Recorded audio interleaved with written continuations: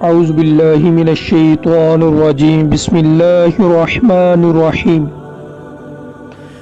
حضرت عبداللہ رضی اللہ تعالی عنہ یہ ہمارے حضور رحمت عالم صلی اللہ تعالی علیہ وآلہ وسلم کے والد ماجد ہیں۔ یہ عبد المطلب کے تمام بیٹوں میں سب سے زیادہ باپ کے لاڈلے اور پیارے تھے۔ چونکہ ان کی پیشانی میں نور محمدی اپنی پوری شان و شوکت کے ساتھ جلوہ گر تھا، اس لیے حسن و خوبی کے پیکر اور جمال و صورت و کمال سیرت کے آئینہ دار اور افت و پارسائی میں یکتا روزگار تھے۔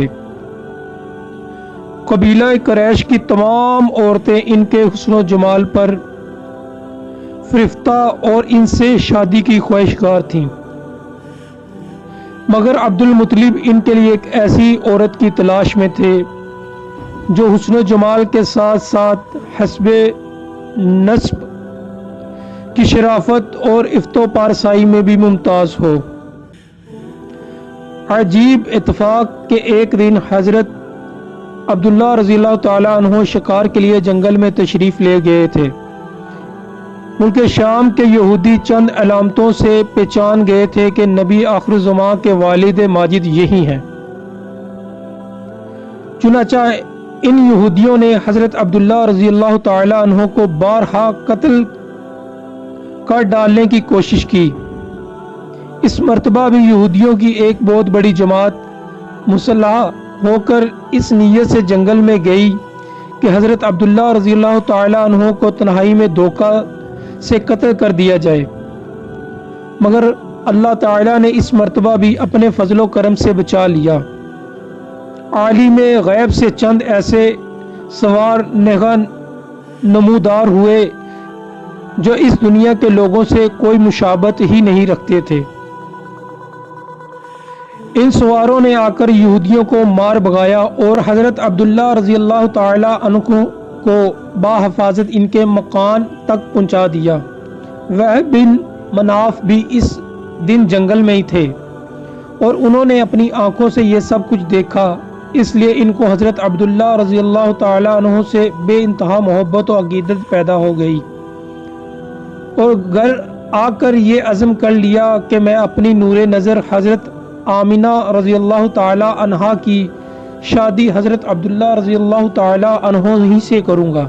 چنانچہ اپنی اس دلی تمنا کو اپنے چند دوستوں کے ذریعے انہوں نے عبد المطلب تک پہنچا دیا۔ خدا کی شان کے عبد المطلب اپنے نور نظر حضرت عبداللہ رضی اللہ تعالی عنہ کے لیے جیسی دلہن کی تلاش میں تھے، وہ ساری خوبیاں حضرت آمنہ رضی اللہ تعالی عنہا بنت وہب میں موجود تھیں۔ عبد المطلب نے اس رشتہ کو خوشی خوشی منظور کر لیا۔ چنانچہ 24 سال کی عمر میں حضرت عبداللہ رضی اللہ تعالی عنہ کا حضرت بی بی آمنہ رضی اللہ تعالی عنہا سے نکاح ہو گیا اور نور محمدی حضرت عبداللہ رضی اللہ تعالی عنہ سے منتقل ہو کر حضرت بی بی آمنہ رضی اللہ تعالی عنہا کے شکم اطہر میں جلوہ گر ہو گیا، اور جب حمل شریف کو 2 مہینے پورے ہو گئے تو عبد المطلب نے حضرت عبداللہ رضی اللہ تعالی عنہ کو کھجوریں لینے کے لیے مدینہ بھیجا یا تجارت کے لیے ملک شام روانہ کیا۔ وہاں سے واپسی لوٹتے ہوئے مدینہ میں اپنے والد کے ننہال بنو عیدی بن نجار میں 1 ماہ بیمار رہ کر 25 برس کی عمر میں وفات پا گئے۔